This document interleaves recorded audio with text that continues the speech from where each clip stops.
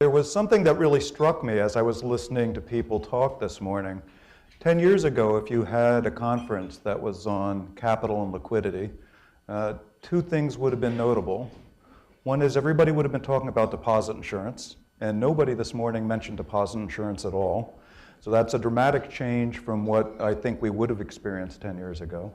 And liquidity probably wouldn't even been on anybody's slides. So there really has been quite a dramatic change in how people are thinking about capital, liquidity, systemic risk. And so I thought from my comments, you were going to get plenty of details about banking and Basel III, that I'd talk more about financial stability more broadly, which includes a lot of the topics that we're talking about today, but is not solely related to what's going on in the banking sector or with the supervisory requirements that we have.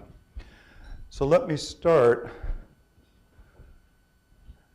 by talking a little bit about financial stability. And I was going to start when I was planning on coming out with my bound copy of Dodd-Frank. But it was too heavy to carry in my carry-on, and it was too big, and I think you're all quite aware of how voluminous that legislation is. But I would say that while everybody agrees that financial stability is very important, there is no clear definition in the legislation. So it's notable that in all those pages, and with so much focused on how do we think about financial stability, and we have an oversight council, that the legislators chose not to actually define it. And the reason that's important is because I think people define it differently. And how you define it does make a difference for how you set regulations, how you think about the kinds of problems, and how you think about the possible policy responses. So a lot of the focus is on interconnected failures, and we had some discussion of that this morning. But what I want to emphasize in my comments is it's not just large institutions failing that can create financial stability issues. So I'm going to talk a little bit about other types of mechanisms, some of them related to the banking industry, but not exclusively related to the banking industry. So let's start with the definition. So on the top half of the slide, I've just put three things that when you talk about financial stability in common usage, you see that there are different ways of interpreting what financial stability means. So sometimes when you hear people talk about financial stability, they seem to be talking about volatility. Sometimes they seem to be talking about clustered failures of financial institutions. Sometimes they're talking about asset bubbles and how do we prevent asset bubbles in the early stages of development. I'm going to argue actually that I wouldn't be focused on any of those three in my own definition. I'll give you my definition in a minute, and it's the definition we're using at the Federal Reserve Bank of Boston. But I do think it is important because if I'm focused on any one of those, you might come up with different policy prescriptions about what supervisory policy should do, what regulatory policy should do, depending on which of these things you really want to be focused on. So I do think it's important for us to get a better sense of when we're using these kinds of terms, what do we actually mean? So my definition, I'll just focus on financial instability. You can all read it, but why don't I just quickly go over it. Financial instability occurs when problems or concerns about potential problems within institutions, markets, payment system, or the financial system in general significantly impair the supply of credit intermediation services so as to substantially impact the expected path of real economic activity. So what does that mean? Well, I think it breaks down into three elements. The first element is that you need to have a problem in the financial system, so I think that's pretty intuitive. But the other two are critical as well. One, you need a disruption or impairment of the intermediation process, so the supply of credit is affected. And finally, you need a substantial impact on the real economy. So why do we care so much about financial intermediation? This is something that actually, when I was going to graduate school, there was money in banking at all the economics programs and in many of the business schools. And actually, the institutional knowledge that's tied to money in banking and financial markets virtually evaporated over the last 20 years. And it's actually hard to get people outside of the financial sector itself that really understand a lot of the things that we've been discussing today. So frequently, if you're talking to an academic and you're talking about Basel III, you get a pretty blank stare unless it's somebody, I mean, it's an unusual academic who actually really understands the mechanics of this. They're in relatively short supply. I think that's unfortunate. This crisis has told us that we actually need a better supply of people coming out of our graduate programs that have an appreciation for this. And so what normally would we talk about for intermediation and why it's so critical is that it plays a critical transformation of assets. And there are two aspects to that. One is the maturity transformation, and the other is the risk transformation. So people that are providing deposits to a financial intermediary frequently want to have immediate access or close to immediate access to their funds. And when they want to pull out their funds, they don't want their principal to be at risk. But those people who actually want the funds tend to want the funds for a longer period of time and tend to want to put it into riskier assets.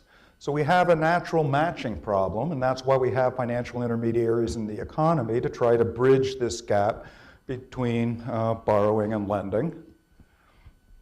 And what we found is that when that matching process gets disrupted, it has a really substantial impact potentially on the economy and can have significant macroeconomic consequences. Reinhart and Rogoff have a very good book that kind of documents some of the experiences over a very long period of time with the kind of disruptions that occur when we have financial intermediation that becomes broken.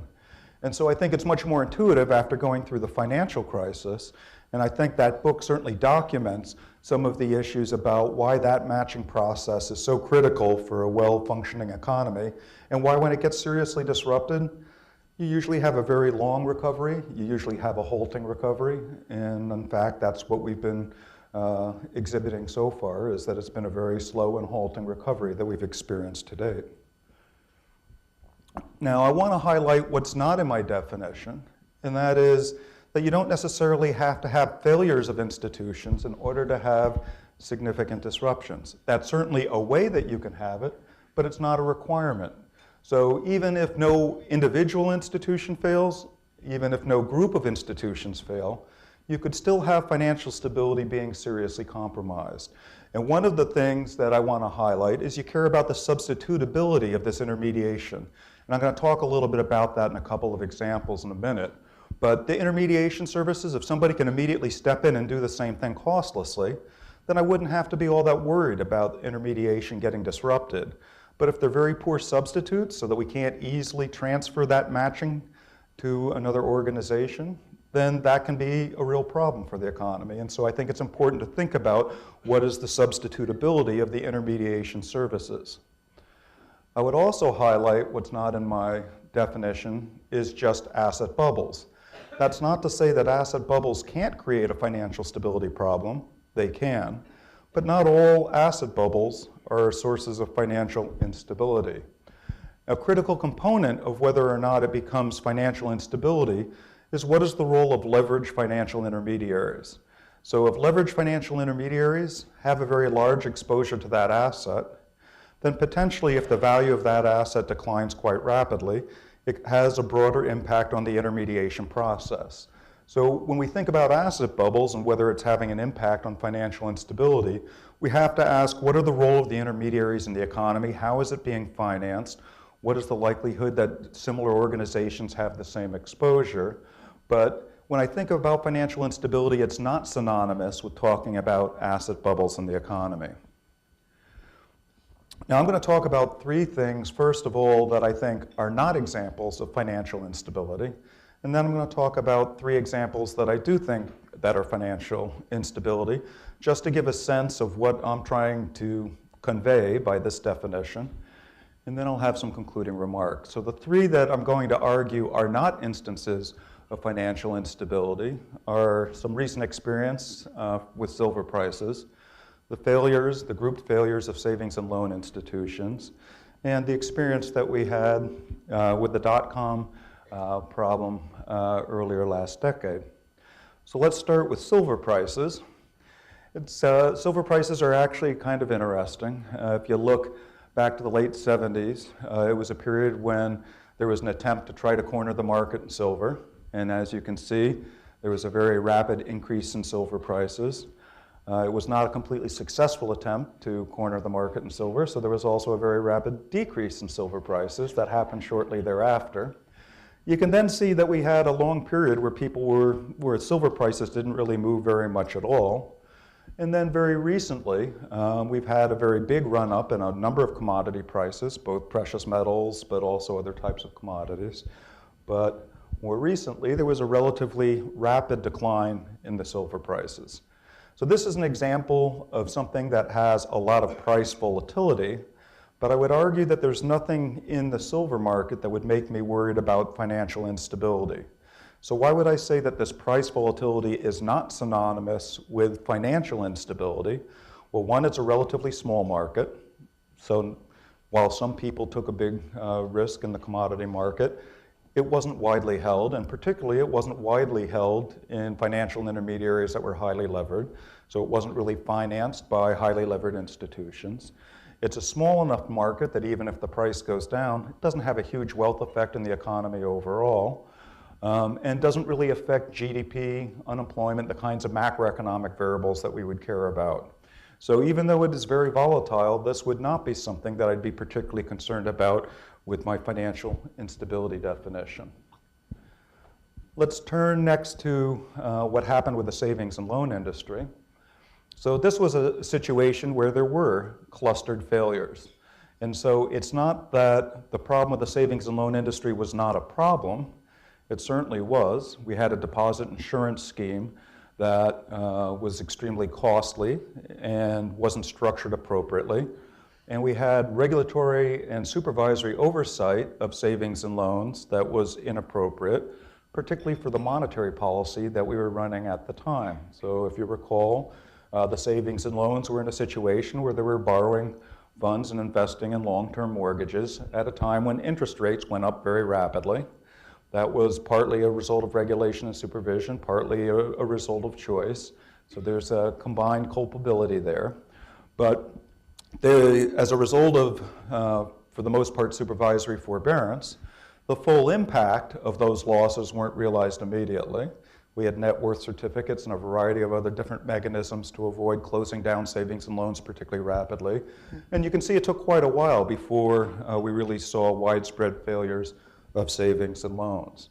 So while there were a lot of failures of financial institutions, and while it was very costly for the taxpayer, why would I say this isn't necessarily an instance of financial instability? Well, this shows you the cost relative to the 10-year Treasury yield of getting a 30-year fixed mortgage, which is what the savings and loans were primarily focused on. And you can see shadowed is the failures. And what's notable is that you're not seeing much of a disruption in the funding of mortgages at a time when we had an awful lot of failures.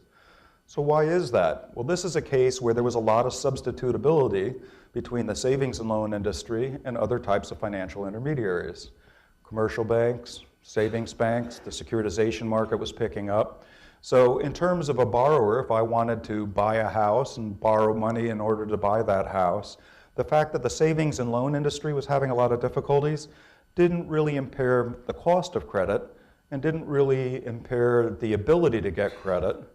And so again, while there was a widespread failure of savings and loans, and it was very unfortunate, we could have done a much better job with the regulation and supervision, I would not call this a period of financial instability, because it didn't have a big impact on the real economy because there was a lot of substitutability between financial intermediaries for this type of financial product. Next, let's turn to the internet and the bubble that we had, or the presumed bubble that we had at the end of the 90s and beginning of the last decade. And as you can see, there was a very rapid increase in dot-com stock prices that shortly thereafter also fell, so something I don't have to say to this audience. But I would highlight that again, this actually was more widespread. It did have an impact on the economy. It was mostly through a wealth effect.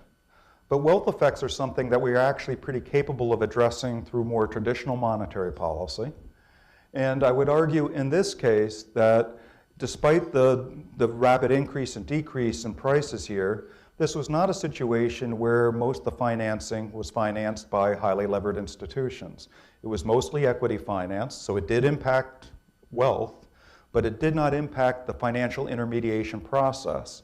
As a result, we had a very different issue coming out of this recession than we did over the Great Recession. Oh, what's that? Okay. So let me next go to examples where there is financial instability.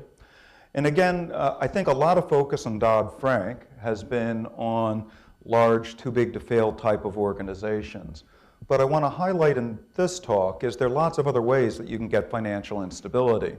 And so the first example I'm going to talk about is the experience of the money market mutual funds during the crisis, because I think there's been an underweighting of how important that has been for the disruptions of short-term credit during the crisis.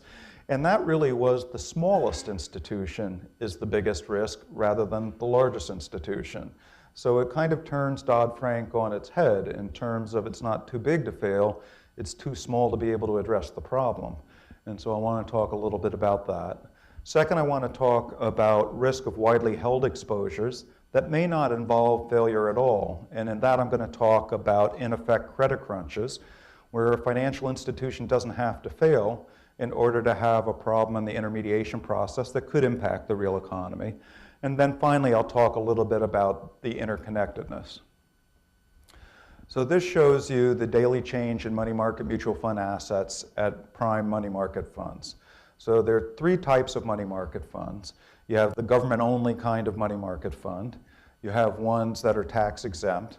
And then you have the prime money market funds, which are able to invest in a wider group of assets, which tend to include commercial paper, asset-backed commercial paper, bankers' acceptances.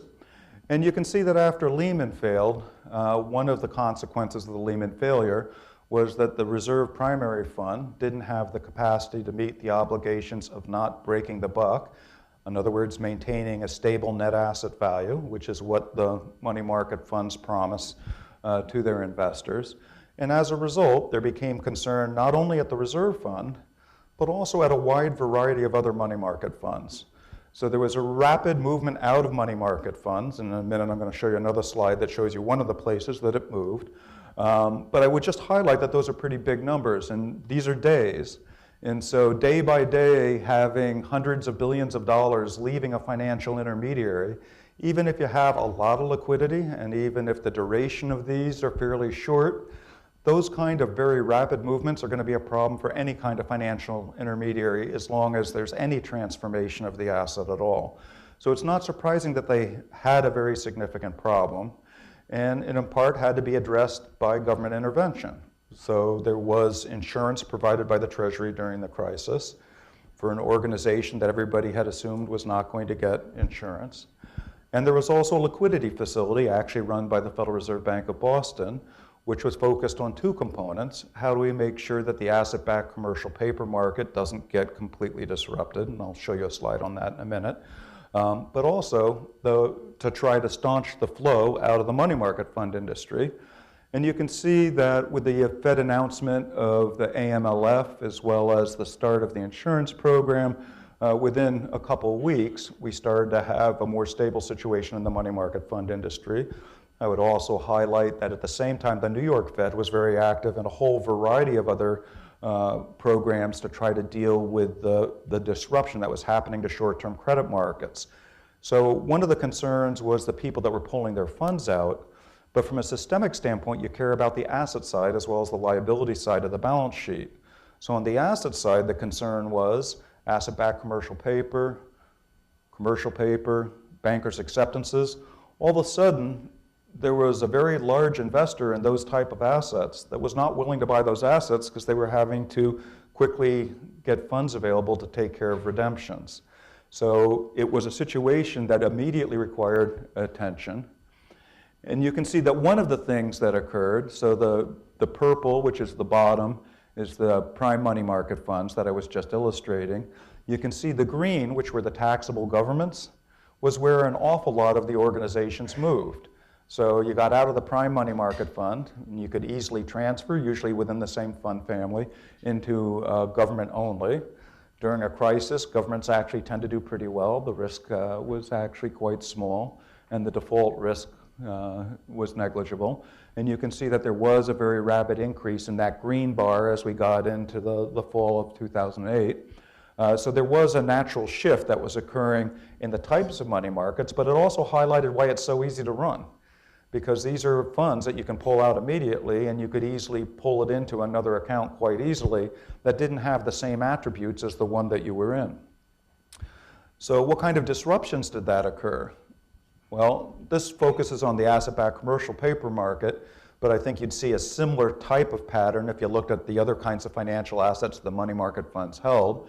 And so the first thing to note is that I'm showing the spread relative to the effective Fed funds rate, and there was a very dramatic increase in the cost of funding for asset-backed commercial paper. But perhaps even more importantly is the maturity structure. So the share of asset-backed commercial paper maturing in 1 to 4 days went up to 90%. So basically, if you wanted any kind of longer-term financing, it wasn't available in the market. And that's not only for this market, it was true for a wide variety of other markets. So there was a real serious disruption in short-term credit markets that I think clearly made it systemic. So in that case, we had a very small money market fund that was not able to live up to the expectations of a stable asset value, and as a result of its inability to make those payments, caused a broader run that disrupted the cost of financing and the availability of financing, and I would argue had a big impact on the real economy as well. So money market funds, I do think, are something that are critically important for financial stability, and actually not addressing that is a financial instability that we actually want to worry about. And so I want to just talk about that, because while there were very substantial things done by the SEC, and I think those are welcome, in terms of thinking about the duration of the assets, thinking about the liquidity of the money market funds. The basic problem with the reserve fund was there was a credit risk. So there was at least one money market fund, and actually quite a few money market funds, that had minimized the credit risk of a potential Lehman failure. And so that credit risk is what actually caused the problem. And so I think the risk is that that has not been addressed in any of the regulatory changes. This is 2.5 years after the crisis, and the money market fund situation is basically, in terms of the credit risk, very similar to what we were encountering during the fall of 2008. And I would highlight that there is a vulnerability here.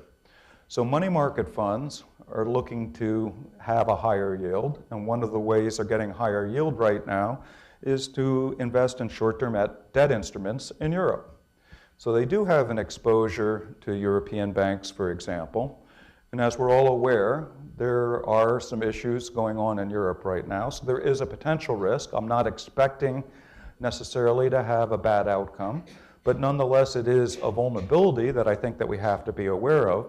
Similarly, taking it from the perspective of the Europeans, a critical source of short-term dollar financing for the European banks is the money market fund industry. So we have a pairing here that is a systemic vulnerability. The money market funds have some risk to unexpected credit loss in Europe, and the European financial institutions have a risk that could even just be a regulatory change that causes the money market funds not to want to hold short-term debt instruments in European institutions. So I think this is a situation that deserves a fair bit of attention. So what are the possible solutions? Well, there are a number of solutions that have been recommended. Some of them are on this slide, allowing the asset value of funds to float. So instead of promising net asset value that's fixed, allowing there to be some variation. A second is that you require the money market funds to have capital, so that if there is a loss, they have the capacity to actually meet the cost. The third is potentially requiring a source of strength. So a mom-and-pop money market fund that has no capacity to finance some bad assets in the portfolio, maybe that is not acceptable. Maybe you want a source of strength, or maybe you want to require some kind of insurance bond, or there are a number of different financial mechanisms that you could actually adopt. So there have been a number of solutions that have been suggested. I would highlight that none of the solutions are very far down the path right now, and I think that's unfortunate. What does a solution need? Well, I think there are three components. One is it has to address the impact of an unexpected credit loss. We at least need to be able to handle the last crisis. If we can't even handle the last crisis, that is a potential problem. Second, we have to deal with the incentive for investors to move funds quite quickly, particularly when there frequently is an alternative that may be very easy to do, which is moving into a government-only money market fund. And the third is there is an operational convenience to money market funds, which is because there's a stable net asset value. Every time I write a check on my money market fund, I don't have to have a capital gain or a capital loss. So if you used it as a transaction account and you wrote hundreds of checks, though most people aren't writing checks anymore, but if you were one of those people writing hundreds of checks, then if it wasn't a stable net asset value, you'd have all these capital gains and capital losses. So thinking about how we address the problem in a way that continues to have the transaction account vehicle is a component that I think that the money market fund industry is very concerned about. But I think despite the various challenges with getting a solution, this is a vulnerability that continues. It is a vulnerability that I think is very important for us to address, and I'm hoping that we'll have more of a discussion over time to think about what is the best way forward. The second financial instability I want to talk about is a banking example. And in this example, I'm going to focus not on banks that have failed, but just banks that have become troubled. So in this slide, I'm looking at the first year of the recession and asking what is the difference between institutions with high CAMELS ratings. So the CAMELS ratings gets at capital, assets, management, earnings, liquidity, and sensitivity to market risk. And so if you have a 1 or 2, it means you have a low probability of failure. If you have a 5, it means that failure is more than likely imminent. So 3, 4, and 5 are the more troubled institutions. Not a perfect comparison for capital constrained, but actually some of the research I've done in the past has indicated that it isn't a bad indicator of capital constraints by and large. And you can see that while none of these banks were failed banks, there was a difference in behavior between those banks that got troubled and started to reduce lending and those banks that were not troubled. Now that's very logical. If you have a binding capital asset ratio, there are a number of ways to address that. One is you can increase capital. We'll have a discussion of how costly it is to raise capital later this afternoon. But assuming that at least if the banks think it's costly to raise capital, so they're not particularly willing to do that, then the other way that you meet a capital asset ratio is you shrink assets. Well, shrinking assets is reducing the intermediation process for the rest of the economy. So problems at the banks have an impact on the borrowers of those banks. Doesn't require a bank failure, doesn't require a Lehman Brothers in order for this to happen. And so in the early 1990s, we had a situation like that. Arguably right now, we still have a situation where there are many capital constrained banks, particularly in some parts of the country that have a disproportionate amount of real estate losses, both residential and commercial real estate. So this just shows you what the pattern of real C&I loans have been. And I would highlight one thing. All right, highlight a couple of things actually. One is that the decline in real C&I loans has been pretty appreciable during the Great Recession and the recovery from the Great Recession. But the other is each of these recessions have been very slow recoveries. So the previous two were called jobless recoveries. We didn't get much of a recovery. And interestingly enough, it's coincident with there not being very rapid increase in C&I lending. And I do think in the most recent crisis, there has been a very substantial decrease in credit, at least in part by organizations trying to meet their capital ratios by shrinking some of their assets. And this just provides another way of looking at it, which is from the borrowers, what is the cost, what are the standards that are occurring? And you can see in this Great Recession, we have had a period where there was a very substantial increase in the tightening standards of the banking industry as they ran into some difficulties. So the third example is one I think is well understood, which is the Lehman Brothers, the very large institution that fails and gets at interconnectedness. There's a number of ways to think about interconnectedness. The first is kind of the immediate exposure of the firm. So while we may not know who the creditors to Lehman were, we at least know one of them was the reserve fund. And through the bankruptcy proceedings, we're learning about what the exposures of lots of other organizations were. But normally we don't know who the what the immediate impact of the organizations that have a credit exposure. That isn't public information. So that's one source of interconnectedness. A second is, and it got to one of the questions that was asked earlier, is the counterparty exposures are not well known. And so there is an opaqueness in that you don't really know what the counterparties are to a particular organization that you think is getting deeply into trouble. And that was one of the factors that caused the spread between the 1-month LIBOR rate and the overnight index swap rate to really grow very substantially during the crisis. Banks were even concerned about evaluating some of their largest peers. So when this first appeared, it was really quite dramatic that some of the largest banks in the world were unwilling to lend for 1 month or sometimes even 1 day to some of their peers, that they just didn't have a degree of comfort that they could really ascertain what the credit risk was and what the potential impact on them would be of an unsecured position. There are two other components of interconnectedness. One is the criticality of the firm. So many of these firms serve as market makers in particularly critical markets, and so we don't want that kind of intermediation to be disrupted. Auction rate securities and a variety of other markets were disrupted when some of the large financial institutions that were very critical to those markets got into trouble. And then the increasing global nature of the large financial intermediaries. We haven't had a lot discussing kind of resolution and the difficulties with resolution, but the international component remains a very big challenge. How do we address a very large organization? What does that mean for interconnectedness when it's not only a domestic interconnectedness, but a global interconnectedness? And that even makes it more difficult to understand what the patterns of a potential failure would be. Now, I think there are a lot of questions to explore. There are a bunch of academics in this room. This is an area that I think actually is fairly unexplored area, and I think we have to do an awful lot more work here. So one is just how do we measure interconnectedness? I don't think there right now is a good way, even if you have access to confidential information, how do you actually come up with a good measure of interconnectedness? If you can come up with a good measure of interconnectedness, how should that affect capital requirements? What does that mean for how much you want to reduce the probability that a highly interconnected firm becomes insolvent? And then we get to the disclosure. So banks are monitoring their counterparty risk. How much should be revealed to supervisors as a matter of course? How much should be revealed more generally to the market? If interconnectedness is an important component of systemic concern, then maybe there's a reason for the public at large to have some sense of how interconnected a firm is. And finally, what kind of role can stress tests play?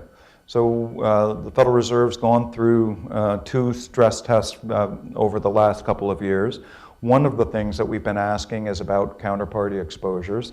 And I do think that there's probably room to think about how do we use stress tests more effectively to think about this interconnectedness problem. That is more likely to be something that we solve, I don't know if we solve, but that we can at least better understand through stress testing than maybe through other mechanisms.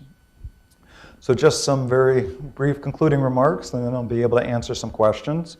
I think the concept of financial stability means different things to different people. I actually think that we have to settle on what a definition of financial stability is so that we understand what are the problems that we're trying to address. I've suggested my own definition, which is the definition we're using at the Federal Reserve Bank of Boston as we talk about financial stability and what we should be doing. But I think that we need to get a more widespread agreement on what financial stability is and what financial stability isn't. And then I think it really highlights that there's a lot more work to be done. Understanding what really causes impairment of financial intermediaries and how that impairment of financial intermediaries can affect the broader economy is something that I think is not particularly well understood. It doesn't fit into our macro model. So during the financial crisis, as we were trying to think about what is the effect of financial intermediaries, virtually all our macro models don't model this particularly well. And so it is a real problem from any of the central banks. It's a problem for private regulators. And so I think it's a real challenge to really get a better understanding of how this kind of financial stability issue plays out more generally. So that concludes my remarks, and I'd be glad to answer some questions.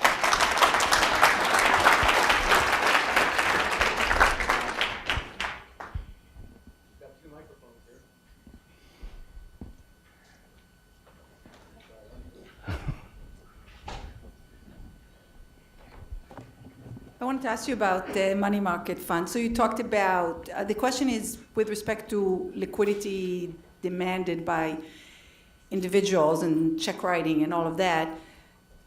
We have deposit insurance, and it goes to what 250,000 or whatever it goes to. The question is, do we need a safety net system sort of for check writing beyond that, and what's the sort of total cost benefit of sort of having floating net asset value? Do we know for sure that people need the buck guaranteed? I'm asking this for myself, but for example, I just read this week a proposal by Kansas Fed, which specifically says that they recommend as a way to handle, for example, shadow banking, specifically removing any kind of guarantee. So the original concept of the money market funds was in effect the old narrow bank, which is they're going to hold very short-term assets of very high quality, and that as a result they're going to be able to have a stable asset. And what wasn't taken into account were tail events, and the fact that to the extent that you're taking any kind of credit risk, there is a potential that the net asset value is going to change. So one possible solution would be to think about extending the insurance to those organizations. That doesn't sound like what's likely to occur. My sense is that Congress is not anxious to extend the safety net to money market funds. And in part, money market funds originally were created as a capital arbitrage. So it was a structure that didn't require capital. Banks did have capital. And so there was an arbitrage, in effect, from the banking industry to the money market fund industry to avoid capital requirements. So when we talk about what are some of the distortionary effects of capital requirements, this is one of those examples. This is an industry created out of a capital distortion. So I'm not sure the solution I would choose, at least, would be to extend the safety net to these organizations. But I don't think there's much public policy support for extending this to money market funds. What would I personally do?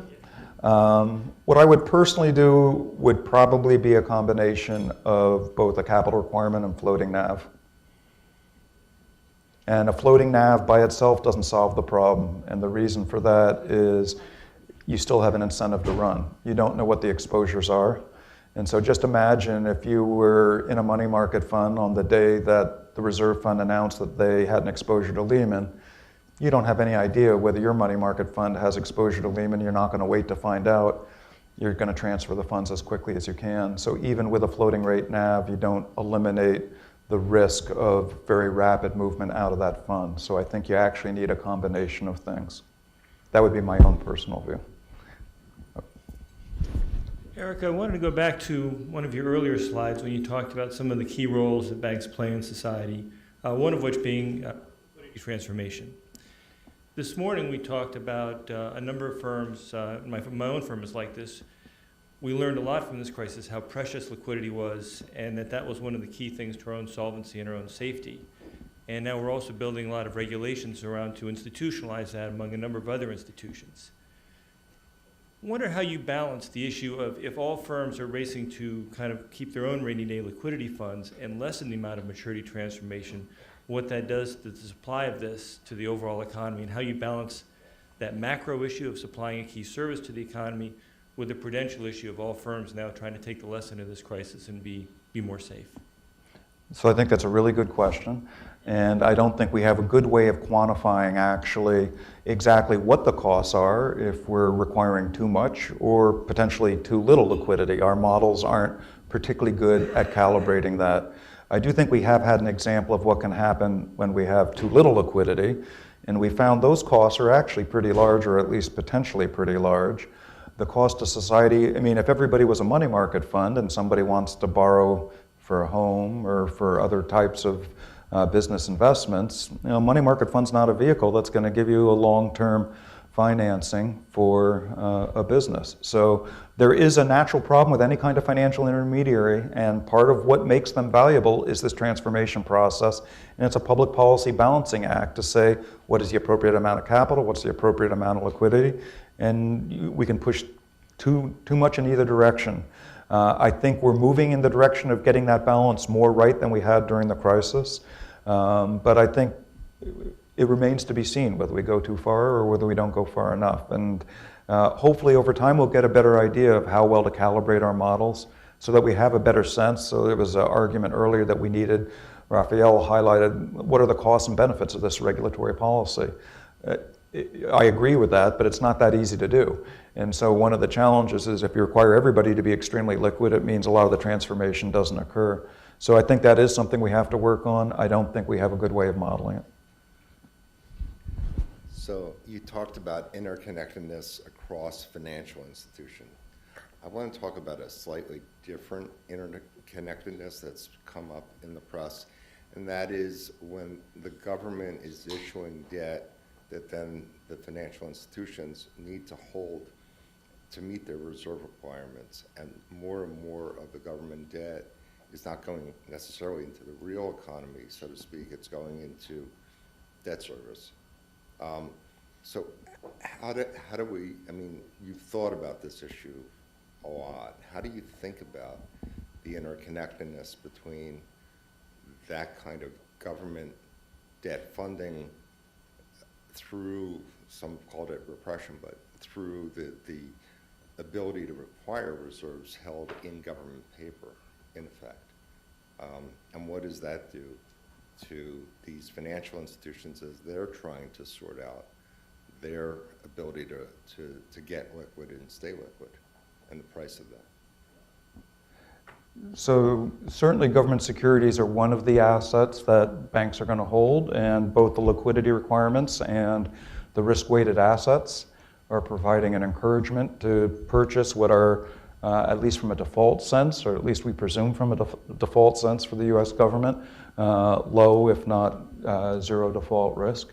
And so our banking regulations do have an encouragement to hold that asset, but it's more because of the characteristic of the asset, that because it doesn't have a default risk, that is the one type of asset that during the crisis, it clearly was able to be converted into cash for institutions that needed to raise cash. So I think there's a logic to why we have, in some sense, encouraged government securities holdings. We wouldn't want to over-encourage that, so we certainly want the transformation of assets. You want institutions to be taking credit risk. You want institutions to be offering financing for longer-term maturities. So that is an important part of getting the private sector financed. So I don't know if that addresses your question quite, or? I'm just wondering what flexibility there is within the reserve requirement to diversify somehow from purely government assets. I mean, so you're talking about the is reserve there any requirement fudge? specifically? Yeah. Is there any fudge that you can do? Yeah, this will probably get more technical than I'm going to talk about right now. But so the Treasury securities are different than the reserve requirement. And the quantity of reserves in the system is more tied to the Federal Reserve's balance sheet than the composition of assets being held by the banks. But rather than going into a torturous description, maybe we could talk offline and I can talk more about that.